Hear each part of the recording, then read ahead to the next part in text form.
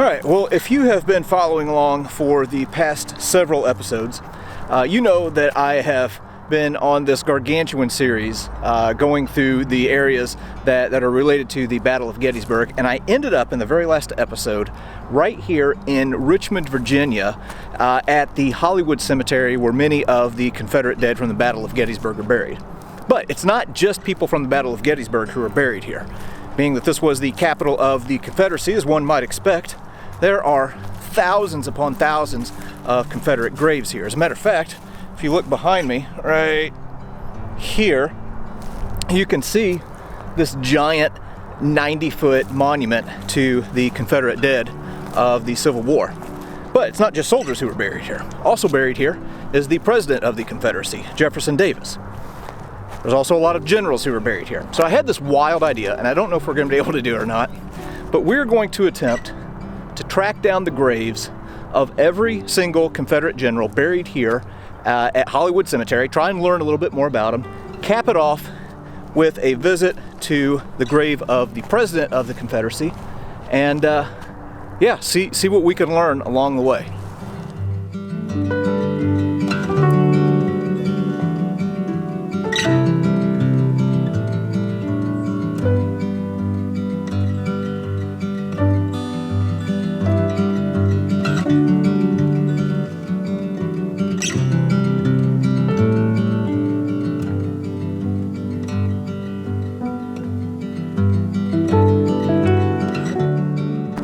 All right, now before we get going on this craziness, I feel like there are a few ground rules that we need to establish. First, let's all agree that the Civil War ended in 1865, and there is no need for us to refight the battles of the past, especially in the comment section. Second, even though I'm at a cemetery that holds the remains of a lot of Confederates and I'm visiting the graves of Confederate generals, that doesn't make me a Confederate sympathizer. That makes me somebody who is just interested in history and wants to learn from it. And third, I think that reasonable people can agree that even though you may not agree with the cause for which the Confederacy was fighting for, you can acknowledge and maybe even on some level admire the bravery and sacrifice and the hardship that the individual soldier went through. So anyway, that's what we're going to be doing today. We're looking at the history. We're not relitigating the Civil War or fighting the battles of the past. We're just exploring this place and seeing what we can learn.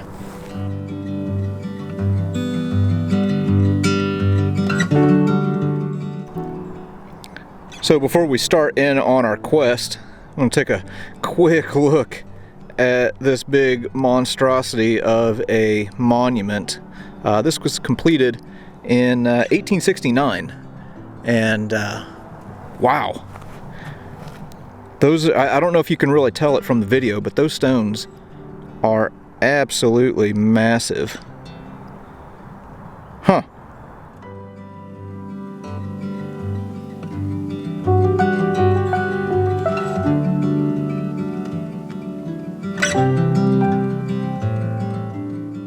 All right, and here we have the guy who might be largely responsible for the Battle of Gettysburg. That is General Henry Heath, who commanded a division in A.P. Hill's Corps.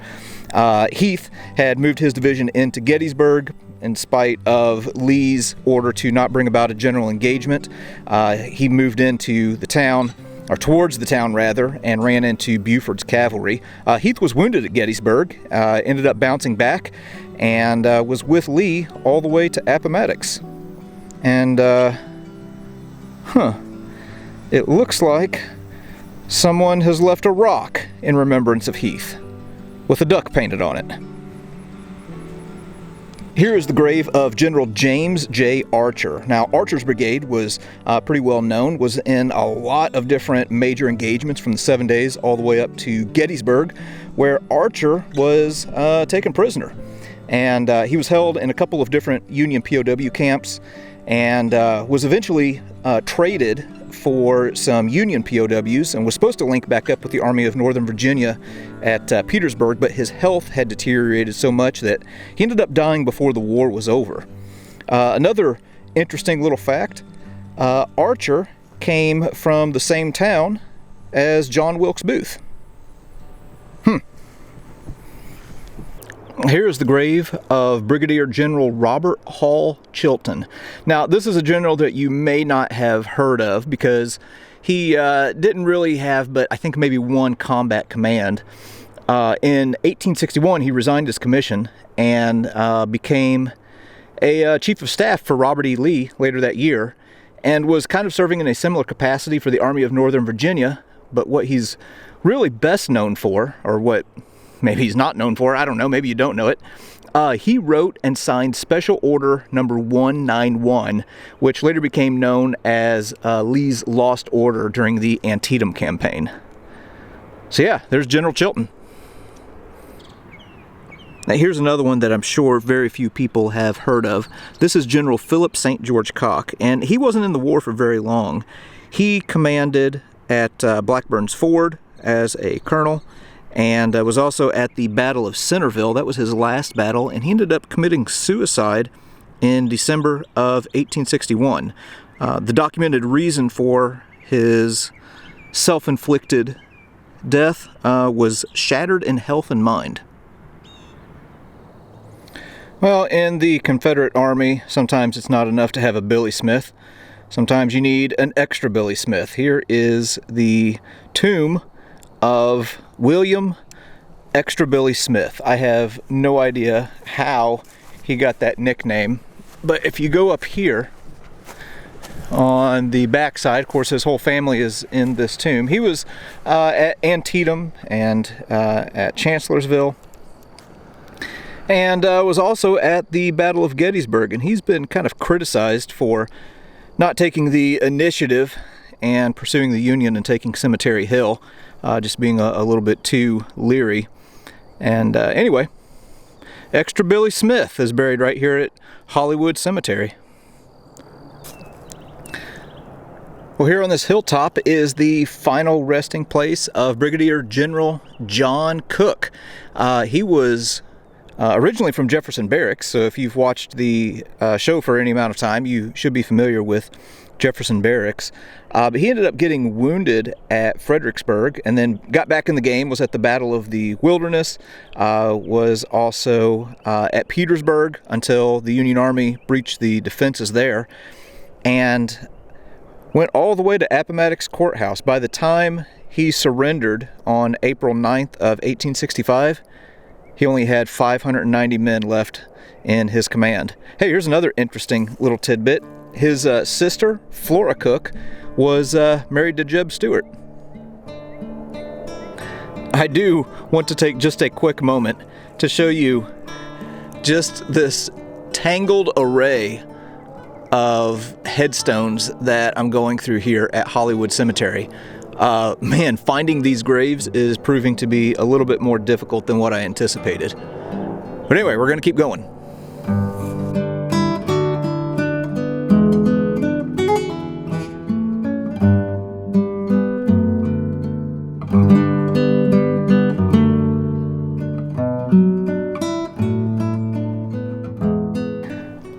Well, they sure as heck put this one on the side of a hill. Fortunately, I have some stairs that I can go up.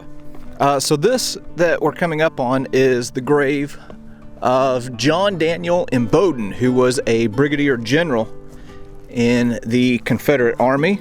And he was at Chambersburg and Gettysburg and Shenandoah. And then during the Valley Campaign in 1864, he got typhoid and had to set out the rest of the war. Pretty much, he was on prison duty. But anyway, yeah, there's another one of Jefferson Davis's generals, Imboden.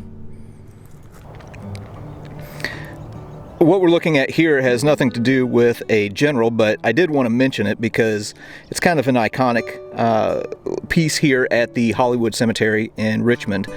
This is the grave of a little girl who died in 1862, and standing over her is this cast iron dog. And the way the story goes is the Confederacy was calling on all people to surrender metals that they had to be melted down so that they could make bullets and could make artillery pieces and things like that. Well, the family didn't want to do that, so they moved the dog here to the grave of their daughter because cemetery items were exempt from that meltdown. All right, so we are now moving into what is known as the Confederate officers section here at Hollywood Cemetery, and I believe that there are a few generals who are buried in this section, one of which is, well, at least his marker is right over here. Here is the marker for General Edward Johnson, better known by his nickname Allegheny Johnson. He was also known as Old Clubby, which I think is a cool nickname as well. Now, we don't know exactly where he is, but he is buried here in this plot somewhere. So Johnson is pretty well known for his assault on Culp's Hill on day 2 of the Battle of Gettysburg. In May of 1864, at the Battle of Spotsylvania, he and his division were in some bloody hand-to-hand fighting, and he and most of the division ended up being taken prisoner. So he went to a prisoner of war camp, was exchanged, got back in the game, and then was part of the debacles at Spring Hill and at the Battle of Franklin in Tennessee. We have a few videos on the Battle of Franklin, and then he ended up getting captured again for a second time at the Battle of Nashville. And I referenced the American Battlefield Trust whenever I was researching Allegheny Johnson, and they said that he has the distinction of having been shifted to 3 of the most notorious prisoner of war camps in the Civil War. And he's here somewhere. Here's another case of a marker that has been left for General David Rumpf Jones, which I like that middle name, because we don't know exactly where he's buried, but he's in here somewhere. He was Chief of Staff for PGT Beauregard and offered the terms of surrender at the Battle of Fort Sumter. And then after Antietam, the stress of combat aggravated a heart condition that he had, and he ended up passing away in January of 1863. Yeah, there's the final resting place of David Rumpf Jones. Here's yet again another marker for a Confederate general whose exact location is unknown. This is for General John Caldwell Calhoun Sanders, who, look at the dates, born April of 1840, died August 21st of 1864. This was one of the youngest generals in the Confederate Army, and he died at the Siege of Petersburg.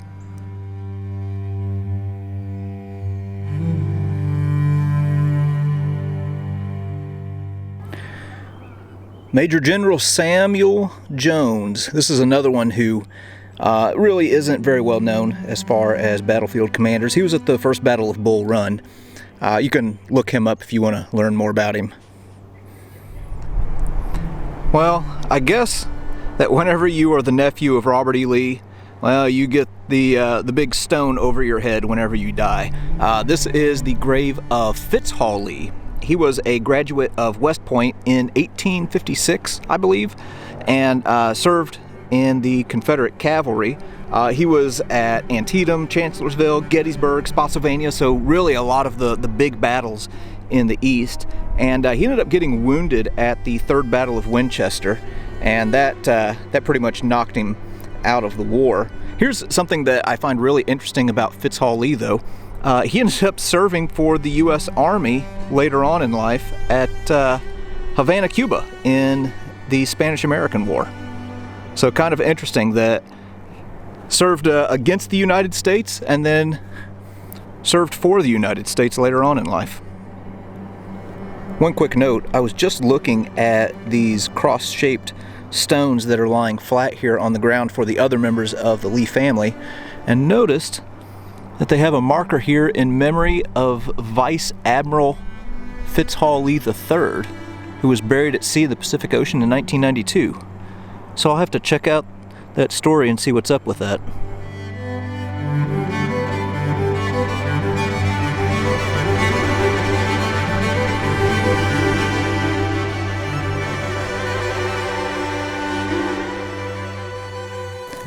Alright, we're going to go off topic for just a moment. This is not a general. This is the grave of Hunter Holmes McGuire, who was a Confederate battlefield surgeon and the surgeon who amputated Stonewall Jackson's arm. So yeah, I thought that was kind of interesting and wanted to include it. Alright, just found another one. This one was kind of hidden away behind some others. This is Eppa Hunton, who was a brigadier general in the Confederate Army. And over here, I don't know a lot about him. Really, I don't know anything about him. It says he was a member of the Constitutional Convention of Virginia in 1861, representative in Congress, and a U.S. Senator. So even after the Civil War, he went on to serve in politics and the U.S. government. Okay, I think it's time to come to grips with the fact that there are just some of these guys that I'm not going to find. Walter Gwynn, I have no idea where you are, but you're here somewhere in Hollywood Cemetery.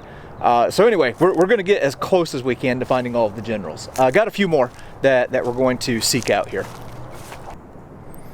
Here's the grave of Henry Wise, and there's nothing here on his tomb that indicates that he was a general in the Confederacy. He was part of the Virginia delegation of secession and was appointed as a brigadier general. Wasn't very successful at it though.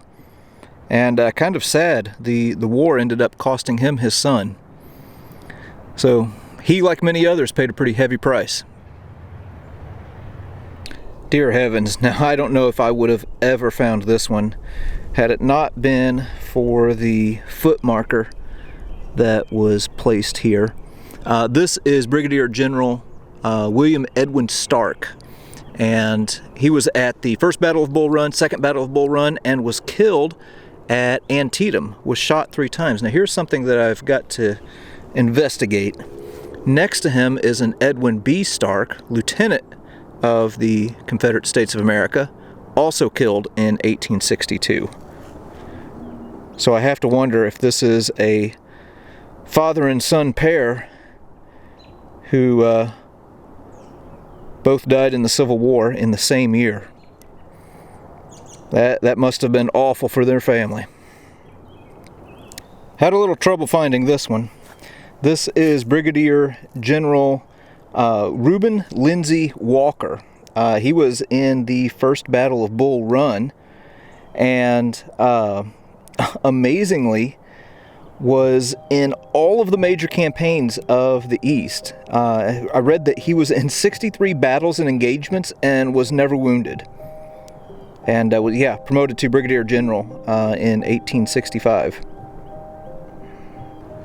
Oh, merciful days. Here's another one that was difficult to find, and there's also a little bit of a climb to get to. This is Thomas Muldrup Logan, and he was there at the beginning and there at the end. He was in the First Battle of Bull Run, was at Chickamauga and Knoxville, and led the last Confederate cavalry charge at the Battle of Bentonville in North Carolina. So yeah, that's General Logan. Here's another one who didn't live to see the end of the war, Brigadier General John Pegram. He was at Chickamauga and the Wilderness, also in the Shenandoah Valley campaign, and he was killed in February of 1865 at, it says, the Battle of Hatcher's Run.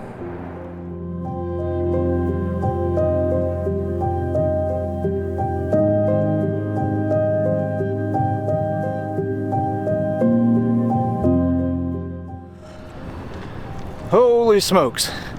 Well, we have put some walking miles on these boots today, and we found every general that I can find in this cemetery that was with the Confederacy, and we just have one more grave left to visit, and it's that of the only president of the Confederacy, Jefferson Davis. Well, here is the final resting place of Jefferson Davis here at Hollywood Cemetery. Now you can see there are two graves here. The one on the left is Jefferson Davis. The one on the right is for his wife. And if you look at this monument up here, it lists some of the things that that Jefferson Davis did throughout his career. So, was a West Point graduate, 1828. Was in the House of Representatives, was in the Mexican-American War, served as a general in the U.S. Army, was in the Senate, was the Secretary of War, and yet, when the time came to choose, he chose to side with the Confederates. Now, this monument was erected by his daughter, Margaret Howell Davis Hayes, and I should probably address a few things on it that I personally find problematic. It says, Jefferson Davis at rest, an American soldier and defender of the Constitution. So, when you rebel against the United States, to me it's hard to say that you're defending the Constitution, even though I understand that's the viewpoint that they took. And then on the back side here, it says President of the Confederate States of America, 1861 to 1865, faithful to all trusts, a martyr to principle. He lived and died the most consistent of American soldiers and statesmen. And then it quotes the Bible and it says, "Blessed are they which are persecuted for righteousness' sake, for theirs is the kingdom of heaven." So yeah, there are some issues that I would have with that.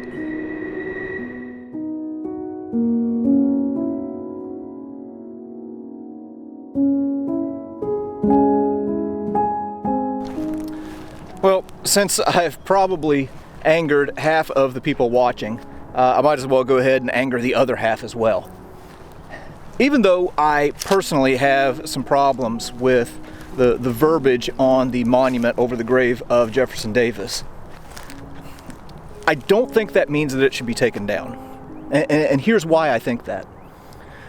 For one, it helps to explain the attitudes that people in the past had right after the Civil War.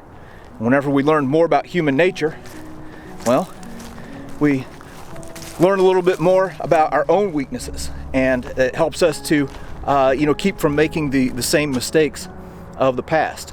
And kind of the second reason ties in with that. It teaches me a little bit more about myself and gives me some warnings to myself. There's a Bible verse that's on the grave of Jefferson Davis. He fully believed that what he was doing was the right thing. So it gives me pause that even whenever I think that I'm absolutely right about something, well, maybe I need to exhibit a little bit of humility and make sure that what I think is right is actually right. But anyway, that was Jefferson Davis and at least some of his generals, not all of them, here at Hollywood Cemetery in Richmond, Virginia. Very, very cool place.